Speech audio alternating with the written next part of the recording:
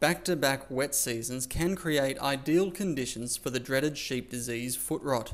The contagious bacterial disease can cause significant economic loss from reduced wool growth and quality, poor ewe fertility, lower growth rates and loss of value as infected sheep struggle to walk and graze pastures.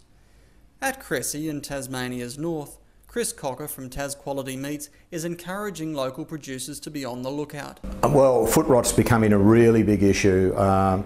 It sort of went off the radar because of the drought. The sheep numbers have come up in the last couple of years. We had a wet season last year and an extremely wet season this year. It's going to be the perfect storm. We're starting to see in lambs and mutton a few limpy sheep, but as the weather warms up, it's going to be terrible.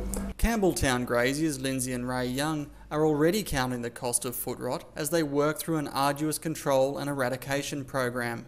Footrot was discovered in their 6,000 head merino flock earlier this year after stray sheep entered their land. We have to foot bath all the sheep, ewes and lambs, hoggets, everything, and you know, it's a huge cost emotionally and physically and everything.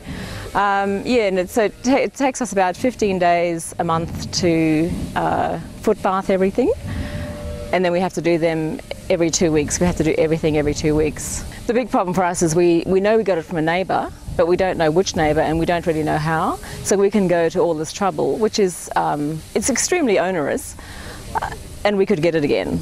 Back at the abattoir, the disease means discounts for both meat processor and the producer. The average of the line was 18 kilos. This one is 14.7, so there's a 4 kilo loss because of the disease.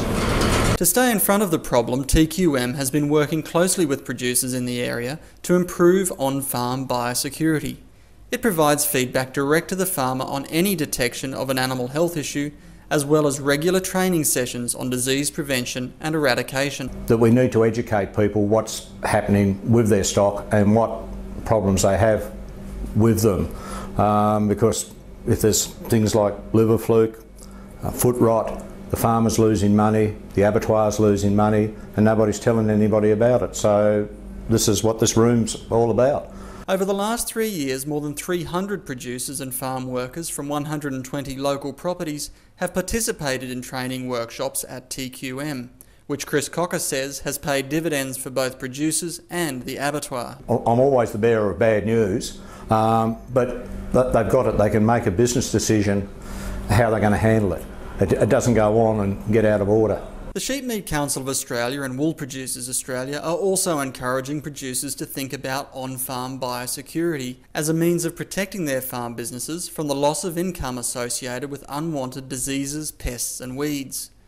Advice on developing biosecurity plans is readily available from most local vets or from farmbiosecurity.com.au. Effective biosecurity practices can be easily incorporated into everyday farming activities, like mending fences, vaccinating stock, and insisting on a sheep health statement when buying in animals. Local vet Paul Nyland says good communication is also a vital part of successful disease prevention. In the case of foot rot, the last thing you want to happen is for somebody just to chuck a stray sheep back over the fence. So the first thing we say to people when they enter into a foot rot control and eradication program is tell your neighbours what you're doing.